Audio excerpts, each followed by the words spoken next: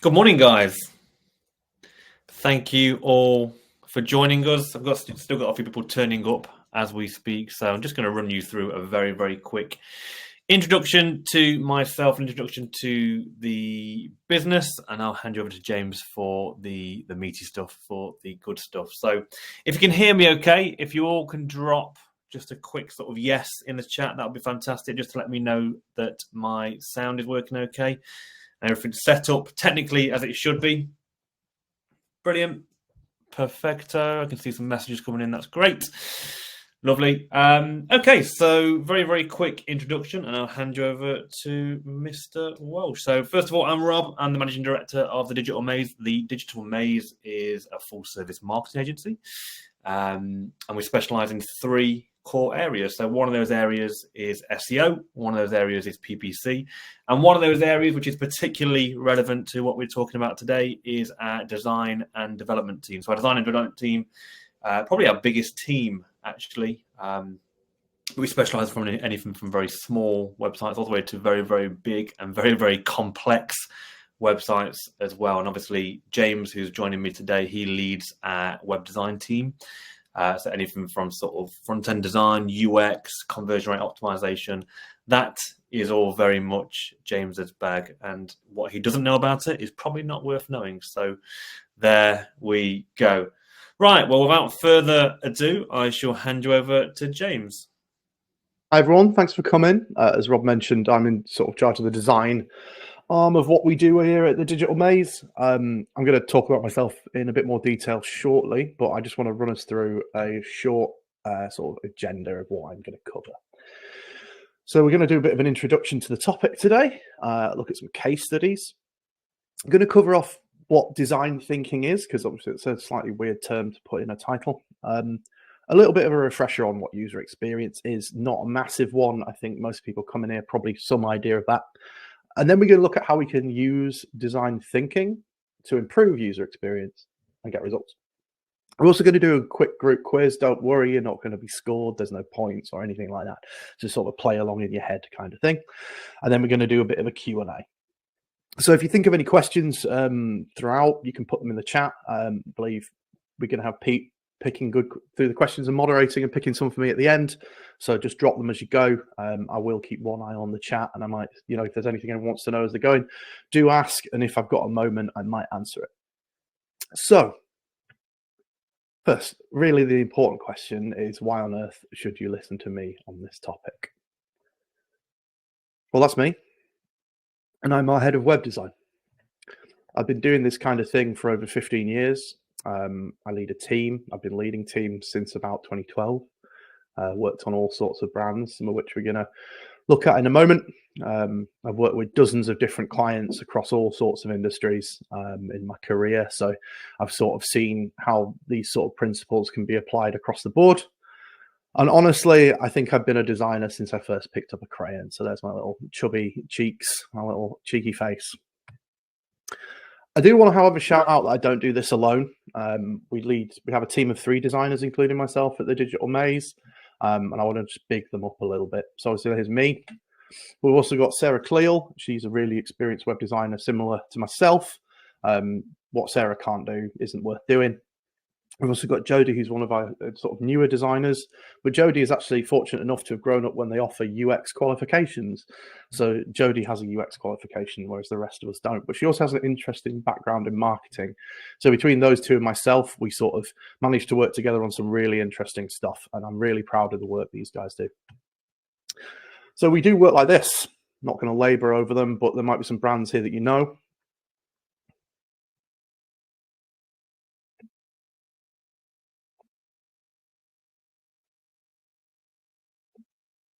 Well, yeah, we've worked with all sorts of brands in all sorts of industries on all sorts of projects, but I'm not really here to talk about what we do.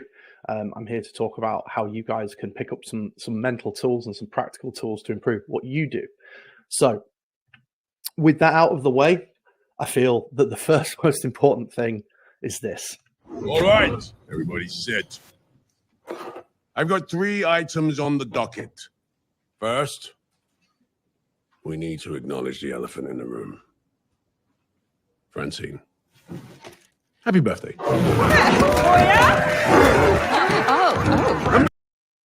So, the title of this webinar has a very sort of obvious catch to it, a very obvious hook. 400% is a really big number. And this does come from somewhere. I'm going to talk about it, but I also just want to cover the slightly clickbaity implication of it. So the idea here is that think like a designer, improve your user experience, 400% conversion rate. So that's not a thing you can replicate like really simply. You can't just go, okay, we're going to do this, everybody's going to get that kind of increase. It's kind of a theoretical maximum. Done right, I reckon that kind of thing's doable. 400% sounds like a lot, but percentage and interest compounds, so why not? Why can't you do that? But let's talk about the evidence for that statistic first. So if you do any sort of research, if you sort of type in Google, the effects of user experience on conversion rate, you're going to stumble across two statistics that are kind of amazing. One's in the headline, the one we've spoken about, and that's this one. So you're going to find this piece of research from Forrester, and it's going to tell you that visits lead conversion rates can be more than 400% higher on sites with a superior user experience. You're probably also going to find this one, that on average, every dollar invested in UX brings 100 in return. And that translates, because of percentages, into a whopping great big number, which makes it sound a lot more impressive than it really is. But it is still quite impressive. And again, that's from the same research paper. So they're kind of the pinnacle of what you can expect. But to be honest, they're kind of silly numbers, really. Like if you can get anywhere near that, then you've done great, fantastic. But those numbers, just to look at them again, kind of daft. I would love to tell you exactly how they got those. However, there's a problem.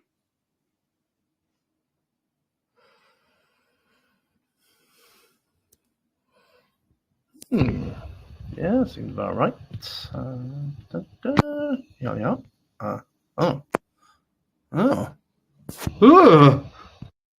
Yeah. So that's a lot of money to spend to read a research paper. And as much as I value all of your attendance, I'm not going to reach into my wallet and pull out $1,495 to read it. That seems like a good way to decrease your ROI immediately by spending that kind of cash. So, and there's the itch, isn't it? Forrester themselves do this kind of work. So they're using this to try and convince big sort of FANG organizations to spend that kind of cash to read that research and to work with them. So that might seem like a roadblock, like a dead end, like, okay, well, we can't talk about this at all. But that's nonsense. As I said earlier on, I've been doing this for about over half my life now. I've been knocking about long enough to know they're probably not lying. This kind of stuff is doable. Fortunately, there's loads of other people who are willing to share their research on this that does sort of point out similar results, similar kind of statistics that paint the same picture. Let's look at a few. So Salesforce, who we all know are no slouch, have a research paper on some of the effects of user experience on conversion and on revenue and that kind of stuff. This one's interesting because they split between consumers and business buyers. But here we're basically saying that a whopping great 84% on average of customers say that the experience you provide is as important as your product and your service. So you could have the best service, the best product, but if your experience is naff, that's going to really work against you. 66% say, and in business buyers, this is even higher than, so in consumers, it's lower. This is interesting, particularly for B2B people, that customers are willing to pay more for great experience. So if you've got really good account managers, really good account handlers, and they're going to work with people and keep them sort of updated, that's just going to work really well for you. So this one's interesting. So this one, in a way, this means that even if you're not already playing this game, if you're not trying to improve your experience, you are playing this game and losing, because other people who are doing it, who are raising their user experience standards, they're going to get more customers. Customers say that if they have a good experience with one company, they expect that better experience from everybody else. So it's not a case of rising tide raises all boats. You're just going to sink as everybody else goes up. So here's some more information, and I apologize that the front half of this is quite dry. This is from the Baymard Institute, who are a really sort of big user experience research institute. They point out that abandoned carts during checkout, they say that most of the reasons for this are poor UX. And this is what they highlight as poor user experience. So they're saying that of all of those bars, of those sort of percentages, so they're saying it's like 70% abandonment rate, those are reasons that are to do with user experience. And that's what they say. Just some more quick statistics to whiz through about this. This is a ThinkJar piece. They found that 13% of customers will tell 15 or more people about a bad experience. So you only need a few bad experiences for somebody else to go and whine about it to a lot of people. On the converse, more people who have a good experience will tell other people, but they'll tell less people. So it's kind of, you've got to work hard in that direction. PricewaterhouseCoopers, so they're not messing around either. They found that 32% of customers would leave a brand after just one bad experience. So if you think about, I don't know, maybe you've had the amount of times like you might whine about a parcel being delivered by Hermes or Every or what they're called now. If you had a choice, you probably wouldn't use them again. Unfortunately, most of us don't have a choice. But that kind of experience-based stuff can send people running for the competitor. Okay, so what about some real-world examples other than just statistics? So there's some stuff on, I think, with Google. They highlight Angara, who were a jewelry company. They made a simple change of having sort of a sticky add to cart that follows you down the phone, jump their checkout rate by 25%, and they increase their revenue just by simple things like that, making stuff simpler for the user. A while ago, Dulux worked with Webcredible to make a sort of app that was to do with selling tester pots. So it's like the kind of alternate reality stuff where you point a phone at your walls, oh, it can be that color, it can be that color, and then it recommends you buying the tester pot. Worked a charm because it just made stuff easier for people, and they increased tester pot sales by 65%. WakeFit, you might not know these guys, but they're kind of the American version of people like Dreams and stuff like that, mattress retailer, bed retailer. So they added tabs to their customer information to stop the content being so long. You can just tab between it. Simple changes like that. And they ended up with more people adding to cart and a 9% jump in purchases. These aren't crazy numbers. They're not 400% numbers, but their numbers are trending up in the right direction. And these are just from small changes. Well, okay, by this point, I think we've made the point that, yes, I can't prove 400%, but I can show that this kind of stuff is possible. You can work towards those sorts of targets. So how do we get some of that? How do we make those sorts of changes? They might seem obvious when you look at them in hindsight, but how do you get into the sort of frame of mind that helps you make those decisions? So the other important thing in this presentation title are the two words, design thinking. Now on the surface, you might be thinking, well, right, well, what is that? Surely it just means thinking like a designer, thinking like one of these. But it's a little bit more than that.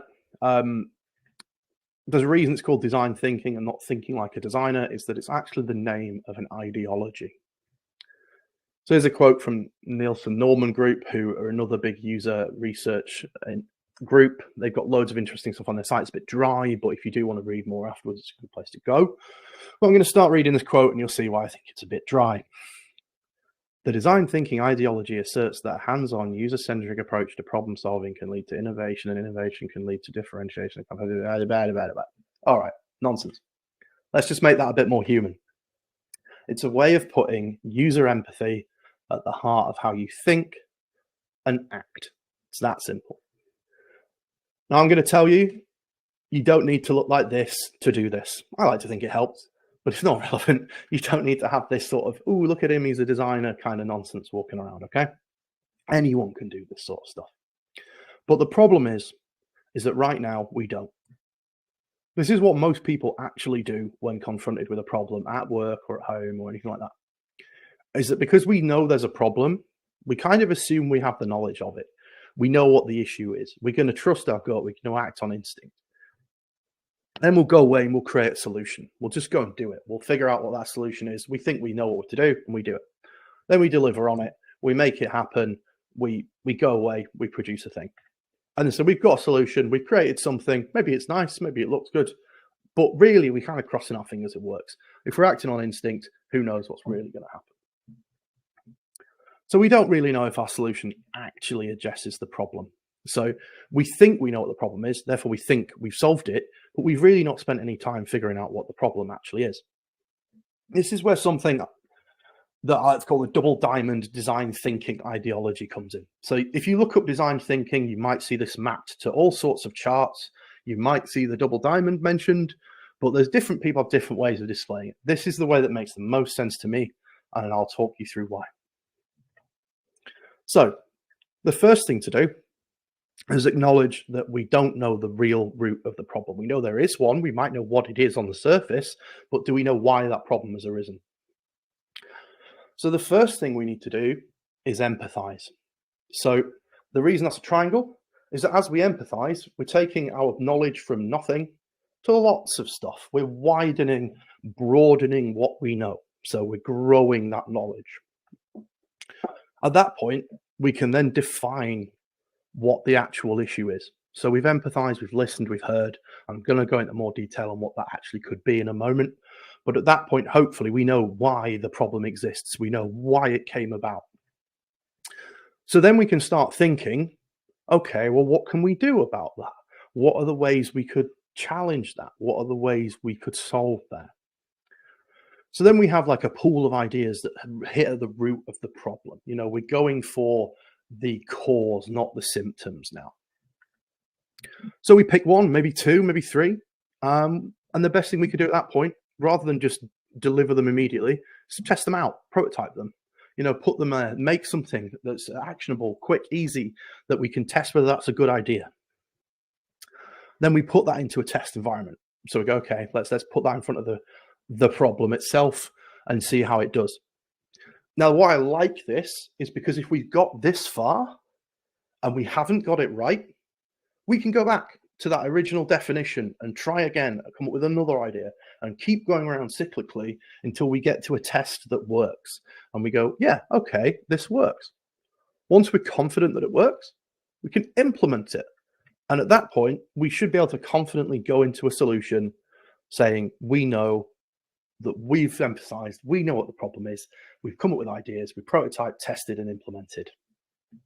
Okay. So what could that mean in reality? So empathizing, it's a broad word, but realistically, it's just listening. So if you've got customers, get out there, talk to them, listen to them, read what they do. If you don't have like time to be on the phone for people, you can't get hold of people, look at your social media, look at social media of competitors, look at what people are saying in the comments, copy it all out, put it in a sheet, bang it in ChatGPT and tell it to summarize what the ethos is. Just try and learn more about how people use your products and services. I mean, go out and ask people who are potentially part of your audience. Ask your mum if you have to. It doesn't matter. Just talk to somebody.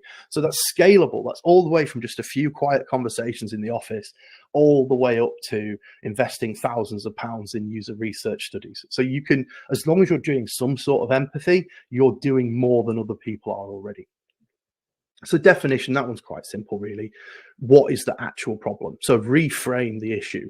Your problem might have been, you know, users aren't, you know, we're not converting enough people on our website. It's a really broad problem. The actual problem might be users can't load our website, or our website's loading too slowly.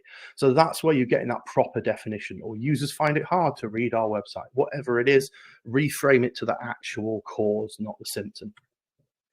At that point, ideate.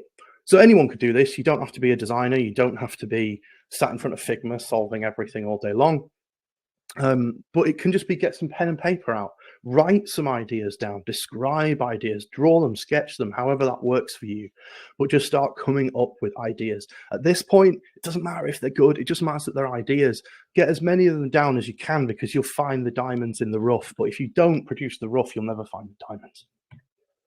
So prototyping, again, you don't have to be a designer to do this. It could be a fully fledged Figma prototype that solves every problem under the sun. Or it could just be a bunch of drawings in a sequence with arrows between them. But as long as another human can understand it, and you can say, this is what we want to do, go back to those original people that you were empathizing with and test it. See what they think. See if they think it solves the problem. If they do, maybe you're onto something. If you're getting good response from the people you empathized with when you test, then it's time to implement. This is where the confidence comes in. Just do it. Make it happen. See what happens. So that's design thinking. I want to cover briefly what user experience is. So people probably know this, so I'm not going to linger on it for too long. But user experience is heavily linked to user interface, especially on digital products on the web, but it's so much more than that.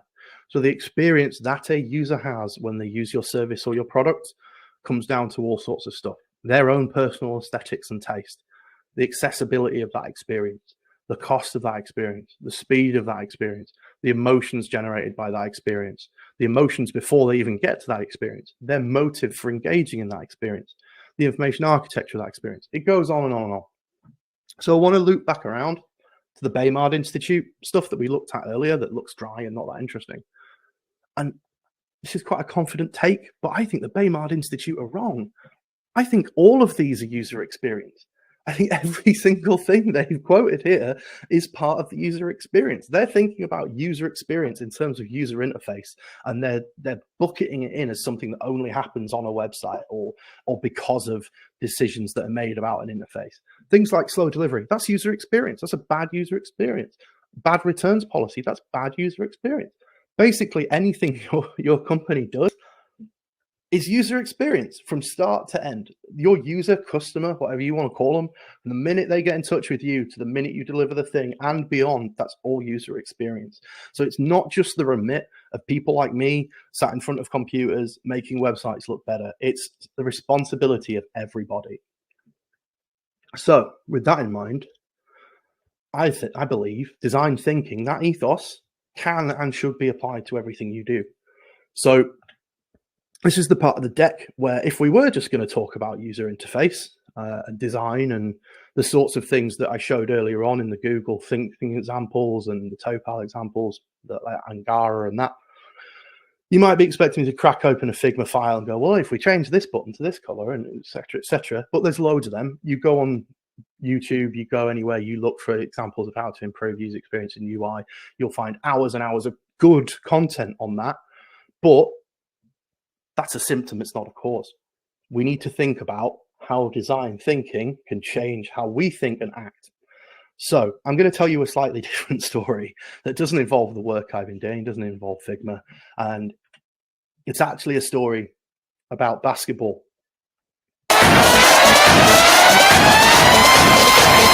Everybody get up, it's time to slam now. Sorry, not that one, as much as I wish it was. It's actually a different one. Let me set the scene. So it's all the way back in the way back before the world fell apart slightly. In 2019, it's Game 7 of the Eastern Conference semi-finals. The Toronto Raptors are playing the Philadelphia 76ers. The score is 90-all. There's just 4.2 seconds left of the game clock. 4.2. Now, I'm going to show you a clip. Regardless of if you care about basketball or not, don't focus on that. Focus on the raw emotions you can hear in this clip and the reactions you can hear. Think of these people like users. You got to be aware of the inbounder here if you're Philly. It's off to Leonard, defended by Simmons. Is this the dagger?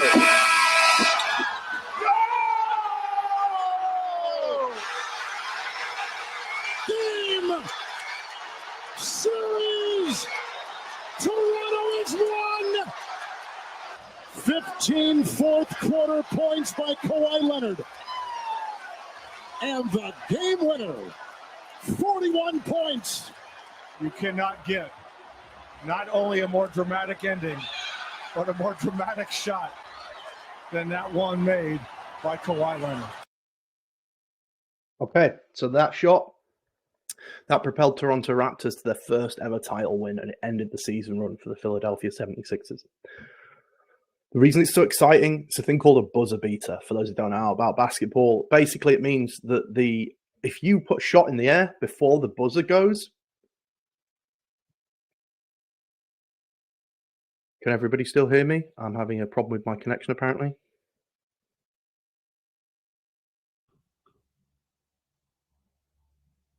Hello. I can hear. Apologies for that. The software we're using just told me my connection had gone. So I'm just, you've missed nothing. I'm going to pick up exactly where it was.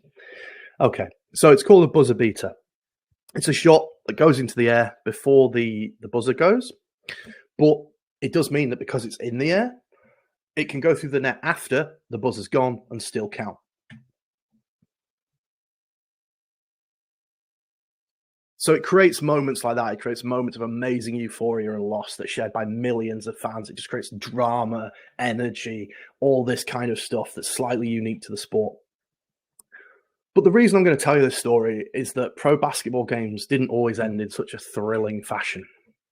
All the way back in November 1950, hands up in the chat if you were around then, about between the Fort Wayne Pistons and the Minneapolis Lakers had a final score of just 19-18. And so this was a tournament championship match. But in the 1950s, there was nothing to force a player to shoot. So if you were winning, you're winning the series, you're winning the championship, it's really important. You just hold on to the ball and run down the clock. And in that specific game, they did. They held on to the ball for 10 minutes, which is almost, most of a quarter of a game of basketball. Boring, dull. So with nothing to force the winning team to compete, the game clock's just there to keep the time. It's not producing any drama. It's not doing anything other than just tick the seconds away. So this started to cause a problem when basketball was in its infancy. No one was buying tickets to a sport that had become this boring. And it became such a joke that in 1953, NBC, and we're in the infancy of TV here as well, remember, NBC decided not to air the NBA championship. So this is the biggest thing your sport has to offer. And it's just it's gone, they're going to pull it. They're going to pull the plug. So it's a genuine crisis. The future of the whole sport is at stake.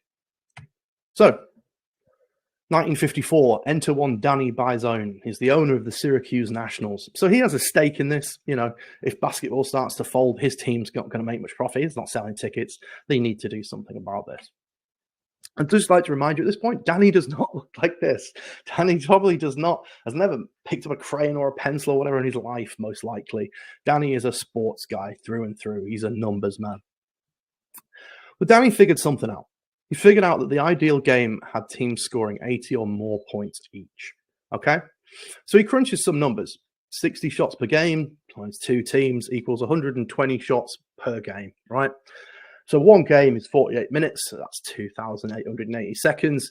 So divide that by 120 seconds and you get to a magic number. It's 24 seconds per shot is the most exciting seconds per shot that has existed in the NBA up to this point.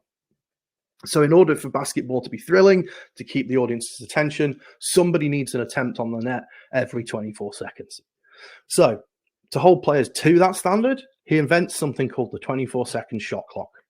If a team doesn't take a shot by the time that the clock runs out, it's a violation and the possession of the ball goes to the other team.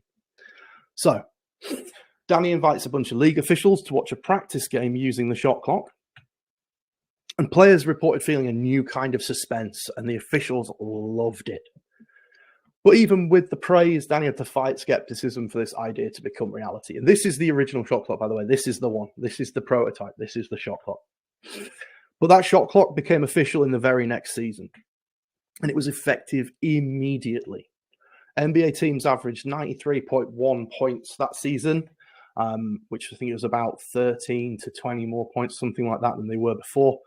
And at the time, Time magazine said the new rules made the game a better, faster, more exciting sport. You've got to remember at this time, things like magazines where everyone was reading them. It's not like now where Time magazine's just something you see the cover of on an Instagram post every now and again. So the result of that is that in 1995, the World Series final is won in the last 10 seconds, not the last 10 minutes. And the next year, the entire NBA finals were broadcast on TV for the first time. So the shot clock might seem really obvious in hindsight. Why wouldn't you want there to be more shots in a game? But no one else had thought of it until then. Danny thought and acted like a designer. And in 2000, Danny Bizone was posthumously inducted into the Basketball Hall of Fame. I think that's a little bit late, to be honest, but at least he's in there. Since then, there have been 826 buzzer beaters in sort of professional level play in the NBA. So that's games that have been won on that kind of shot in 77 years. So it's not hyperbolic to say that the actions of Danny Biasone saved the entire sport of basketball from purgatory. So it was not going to be on TV. Nobody was buying tickets. It was doomed to just be a failed sport. Everything Danny did can be explained with design thinking. So Danny had a problem. Pro basketball's become boring. The whole sport was in jeopardy. So Danny empathizes. Why has the game become so boring? He thinks about it. What's happening that's making it so dull? Figures out that teams need an incentive to take more shots. So Danny does the maths. He ideates. And he figures out that more shots equals better game. So his prototype is the shot clock. Let's try this thing. Let's see if it works. And he tests it. He invites people to a practice game with it running. Everyone loves it. So they implement it. And it's an immediate success. Because Danny hasn't just gone, oh, basketball's boring. How can we spice it up? Let's add more cheerleaders. Let's, I don't know, change the color of the court. Danny's figured out the cause, not the symptom, and he's attacked it. Interesting point about basketball as well, whilst we're talking about stupid design decisions, is that it's called basketball because originally they were baskets, not nets, and they didn't have a hole in them, and people had to poke the ball out. So you can imagine how boring that sport would have been to watch. But yeah, this just talks about the power of design thinking. So working in this way, thinking in this way about the problems your company might be having is powerful. Anyone can do it. And the best bit is this problem here can be anything. It's not just problems that designers that look like this would face. It's problems that telesales people might be having. It's problems that customer relations people might be having. It's problems that sales people might be having. It can be literally any problem. But if you approach it in this way, in this organized manner, and step back from your immediate gut reactions, your solutions will be better. So, low click-through rate on your email, design thinking, poor conversion rate, design thinking, customers flocking to your competitors, design thinking, can't vouch for the statistic in your webinar title, design thinking. So I want to have a little quick quiz. There's only one prize though, knowledge. Feel free to answer, play along in the chat. But what we're going to do is we're going to go through a few of those design thinking graphs that I've kind of deliberately sort of obscured key bits of information, but you're going to try and guess what the company that we're talking about is.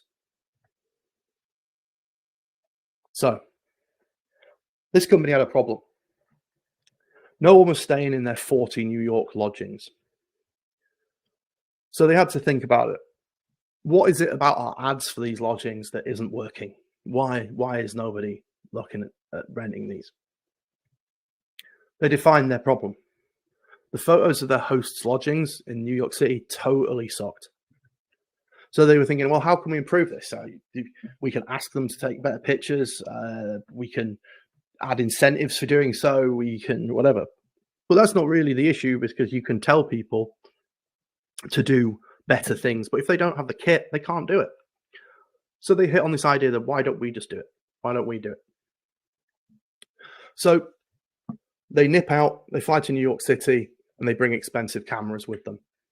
You test that idea. Let's just replace them. Let's replace a few on the listings and see what happens. It works. Let's implement them. Let's get them on the whole website. So the solution, new photos have doubled weekly revenue. And as we've got one person in the chat has guessed correctly, this is Airbnb. So Airbnb started out working through another platform, can't quite remember its name, but they had about 40 listings in New York, and it was a bunch of dudes who were running it themselves, starting with their own listings. And this kind of thinking took them from a $200 a week profit to $1 billion business. So they allowed themselves to do something that you wouldn't ordinarily think to do. They did a non-scalable solution.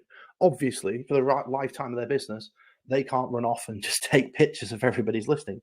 But when you've only got 40 of them, get out there. They took their own cameras and they just got stuck in. It's not scalable, but it solved that problem in that immediate point in time.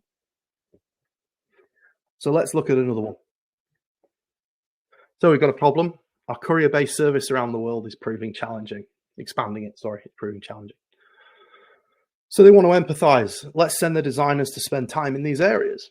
Get them out there. Let's see what it is about these parts of the world that we don't understand. So those people define the problem. The couriers out there are having issues parking in dense urban spaces that are so much denser than where they're from. So how can we help them with that? How can we help them park in a part of the world that we don't know, we don't live in, and we don't understand? So the product providers, so the people the couriers are picking up from, they know the best places. They know where to park. They know where the access to their buildings are. They know if there's a sneaky side street. They know all of this stuff. So I prototyped the idea of letting those providers give exact directions to the couriers. Test it out in a few locations, and then they implement it. Roll out the service, and it works. So the solution you've got is that you've solved the parking and pickup and delivery issue that you did not even know existed when you started this process. Your initial problem was just we're struggling to expand. That's Uber Eats. So these guys, they attribute their success to their ability to reiterate quickly and empathize with customers.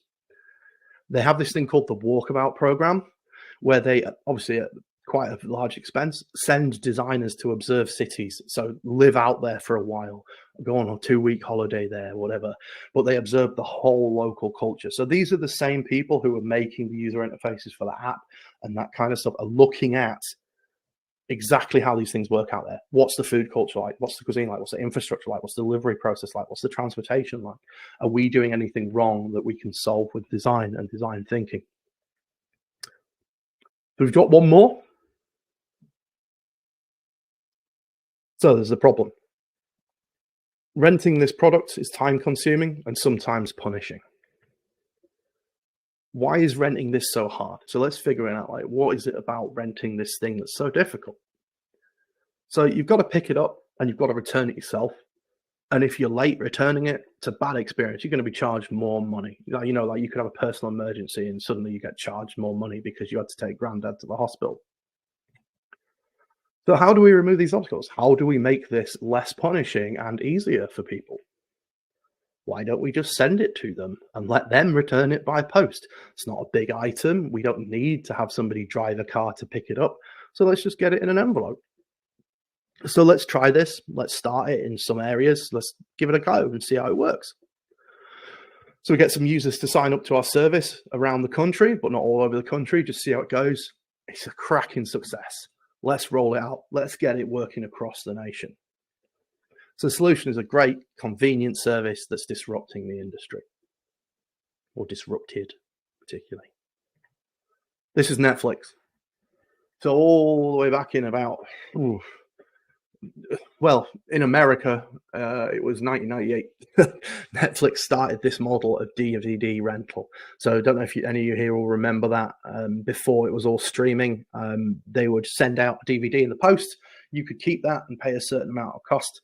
But this decimated their rival Blockbuster, who you had to go to, pick it up, siphon through if they had enough of them. If they didn't have what you're after, you rented something else. And it came back, you had to drop it off. So that's 2 journeys. It's the whole process of sitting there and picking it out.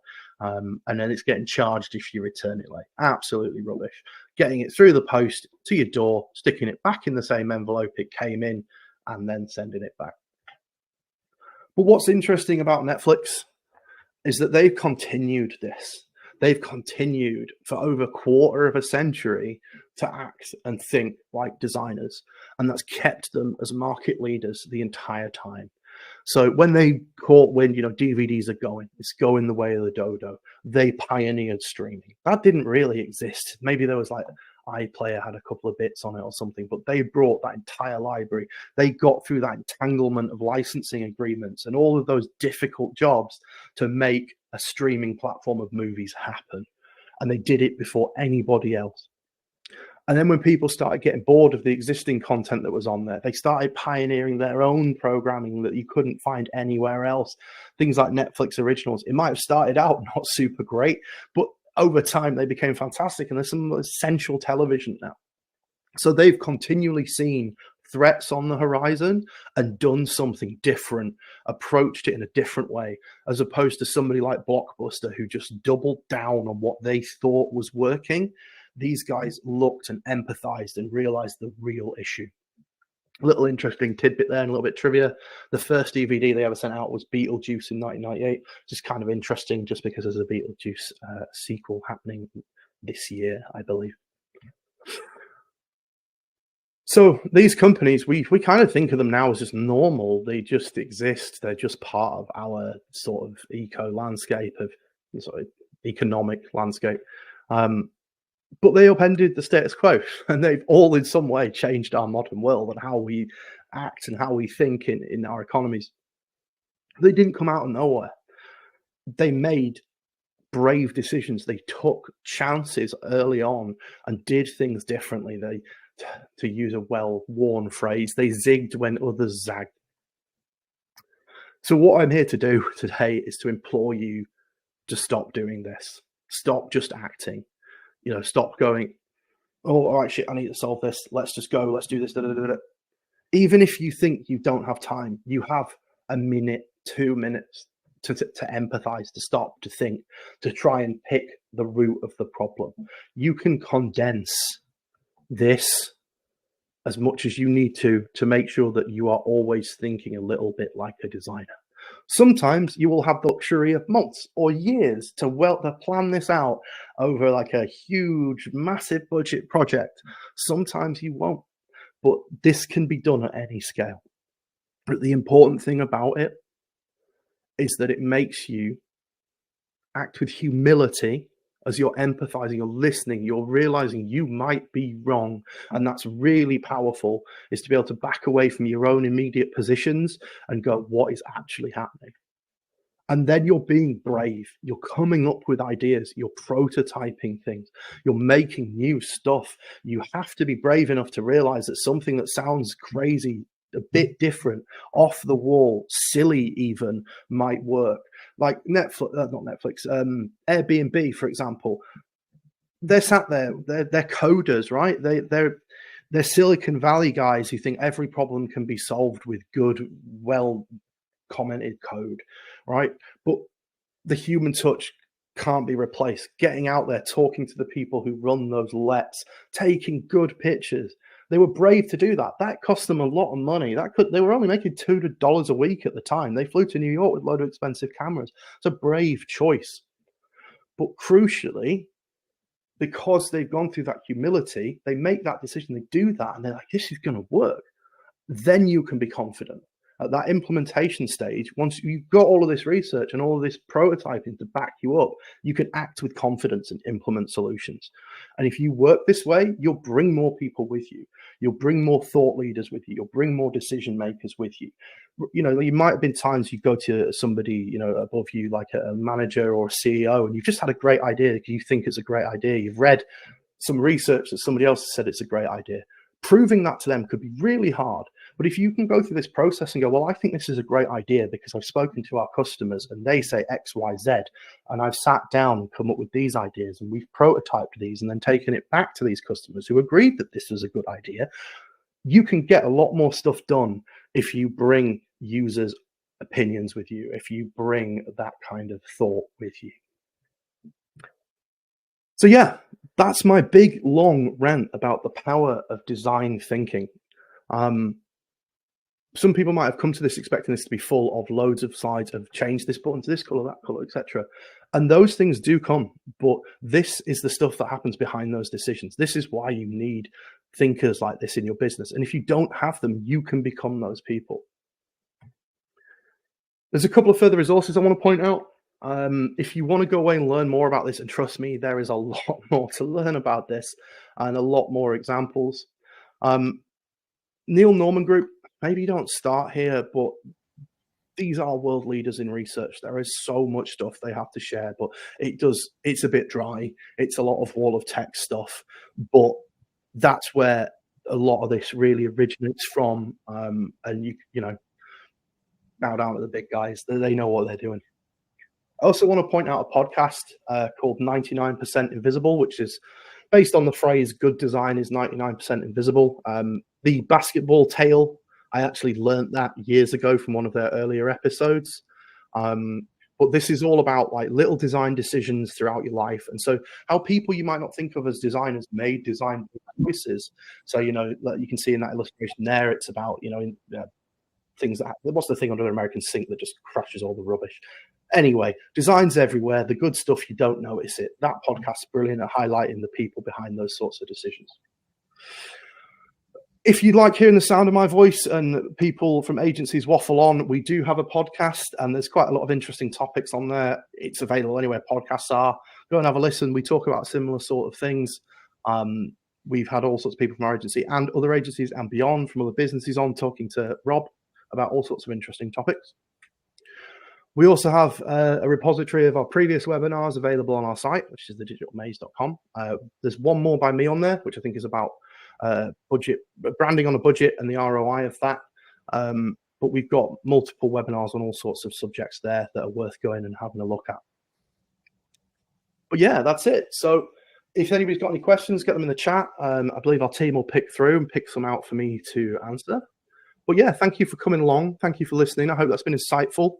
And yeah, just try and change the way you think and the way you act, and you might be surprised at the result.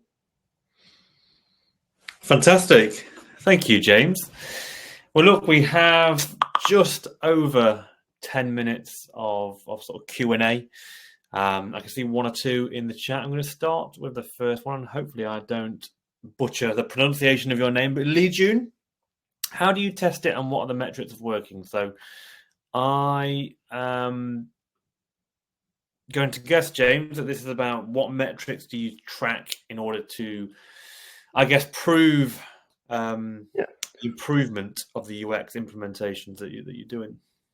Well, this is a bit of a wishy-washy answer, really, but obviously I don't know exactly what it is that you're doing, so I don't know how you're tracking it. But I'd say it's tracked much the same as any other change, much the same as any other thing that you do. As long as you've got metrics that you want to improve, they're kind of forming the start of the problem anyway. So your metrics might be low on something. So that's your problem. Go and empathize, pick down why they're low, and then make those improvements. If those metrics go up at the end, you've succeeded. If they don't, that's what that test phase is for.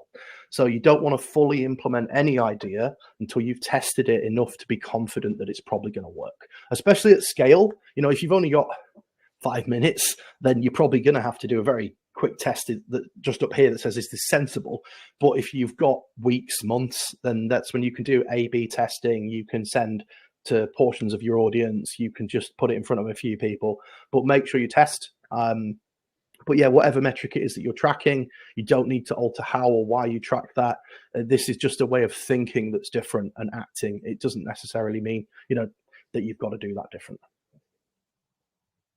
Brilliant. I'm going to probably annoy you here, James, because I know you tried desperately hard not to include the word AI in any of your presentation. Yeah. I mentioned it once, I believe. If you're looking to improve UX on a budget and you don't have a designer in-house potentially, is there a way that AI could be utilized by businesses?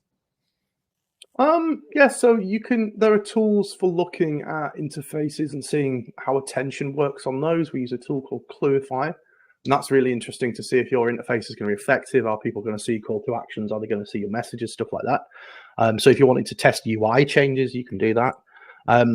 You can use AI, as I mentioned briefly, to help you summarize data gathering. So when you're empathizing, when you're in that stage, whatever data it is that you have, if you've got lots of it, it's kind of hard to digest as a human. Like if you've got, say you've got reams and reams of user feedback from reviews or from emails or from your customer service department, unless there's a really obvious trend, it could be hard to pick apart what the things that are actually happening are. That's where something like GPT or whatever chat-based AI you use could be really useful, because you can say, okay, read this for me, summarize the issues. I'd shy away from asking it for suggestions because it's probably just going to come up with really generic stuff, but ask it what the issues are and then you can go from there. I've just seen Melissa's popped a question about tools for A/B testing. Again, it's going to depend what you're A/B testing. If you're A/B testing design prototypes, then you can just show people different prototypes. If you're testing an actual campaign, You could have different landing pages, send people to different landing pages. The actual tools for which people use to do that, I personally don't know them. I'm a designer by trade, so I'm not actually on the sort of deployment end of that stuff.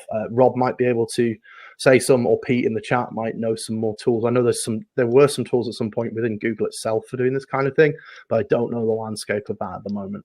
But A/B testing is a pretty common thing. If you get out there and Google it, I'm sure there's loads of results. I can't personally recommend any though. Apologies. I've got a question, James. Bit of a vague one, but really because I'm super interested in this kind of stuff. So where do you see things heading in regards to UX in 2024 and beyond? Well, we're already kind of on a path, and I mentioned it here, where people are realizing that it's not just this term that is attached to design. I think it's been really harmed by being shortened to UX rather than like customer experience or user experience as a whole, because it ties in so easily with UI. So for the longest time, you'll have seen job roles for UI, UX designer, and it just gets linked to design entirely. But it's not. As I pointed out previously, the user experience of your business is a start to end experience. And that requires everyone in said business to think about the user and to empathize with them. If you're not already doing that, it's probably something you should spend some time with, even if it's just interdepartmental discussions to talk about how you can service the user all the way through. Little example of that actually, of a bad one or an annoying one is insurance claims. So somebody reversed into my car the other day in our car park. A delivery driver did. I've had to file a claim. He was perfectly nice about it. He was the best part of the user experience, to be honest. But then I had to call my insurer. They hand it off to somebody else who hands it off to a different repair company, and they all ask me exactly the same questions every time that I've already answered 20 times. If there are parts in your business where you're repeating that kind of stuff, that's annoying users. Get it lined up. The people at the front ask the questions, feed it through. Like, there's all sorts of little things like that you might be doing that you don't realize you're doing. But yeah, in order to talk about the trend where it's going, it needs to be going towards joined up thinking between departments. On the UI side, I think it's being seen as becoming less of an investment, but that's probably because people are investing in it across the board and not just in terms of visuals. Perfect. Another question has arrived from one of our viewers. So how do you usually convince companies to invest in UX if they have a tight budget? Okay, so like I said earlier, it's that thing of looking at scale. Like, it doesn't have to be a big budget thing. It could be you can't afford user testing. Let's just go and have everybody talk to some of their friends that they think are in our target demographic. Like, that's free. Like, you can do stuff that costs nothing. You just have to be brave enough to realize it's not that silly. Like, you might sit in a boardroom and go, oh, well, why don't you talk to your uncle? Why don't you talk to your brother? And people go, that's not right. We need to spend hundreds on user testing. Not true. Users are you and me. They are regular people. And if you know regular people, you know users. So if you've got a tight budget and you need to convince somebody in the boardroom that it's worth the time to do this, you can convince them you can do it for free. So that's the way to go. As long as you can prove it, take notes, make it scalable. You've done all that empathizing, you've got all that research, you've put it together, you've found some problems. You can say, right, well, we were going to spend this budget on just improving our look and feel of our website. Why don't we instead spend it on a feature that we know will solve this problem they're having? You can probably then point to some of the studies we've looked at.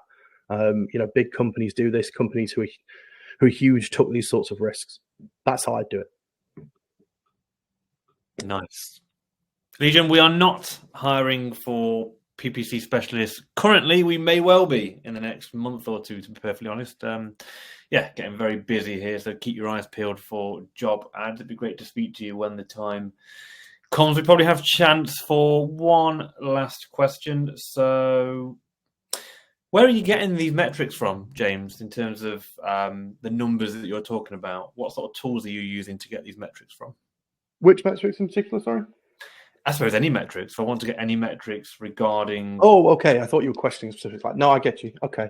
So you might be tracking lead conversions on a PPC landing page, that sort of metric. One of the metrics I personally deal with.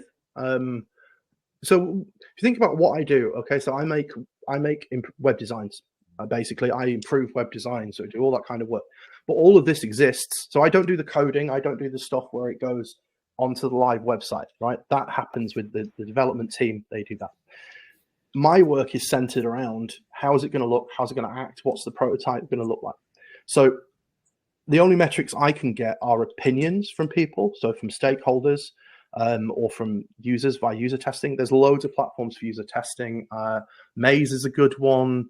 Let me just look up some more. We used, what did we use for a while? UX testing. Useberry, that's a good one. And you can go to these sorts of sites and you can pay money to have your stuff put in front of users, and then you can do moderated or unmoderated testing with them, where you can either ask them questions or just set them a goal and have them go away and see if this solves that problem for them. But I'm also mentioning those AI tools, so things like Cluify, and there's another one called Attention Insight. But what they can do for me, say as a designer, I might have a big hero area with a message and a call to action in it, all that kind of stuff. And I want to make sure that that is getting seen by enough people.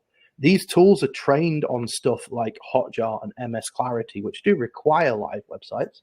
But they'll give me a really good impression of what a generic user will look at. So I can see like a heat map of, is my call to action attracting enough attention? I can see the percentage of that attention. So that's a really good tool that I use to make sure that the designs that I've done. So as a designer, I'll think, oh, I've got a lot of experience. I think this might work, but I can actually put it through the mill, test it, and see if it does work. So I'm not just, marching in there knowing all the solutions, but I'm going out there and breaking my own designs on these tools, and so the rest of my team, and checking that we're putting the best foot forward with something that we know will work. We can alter like contrast or positioning or whatever we need to alter to improve those scores.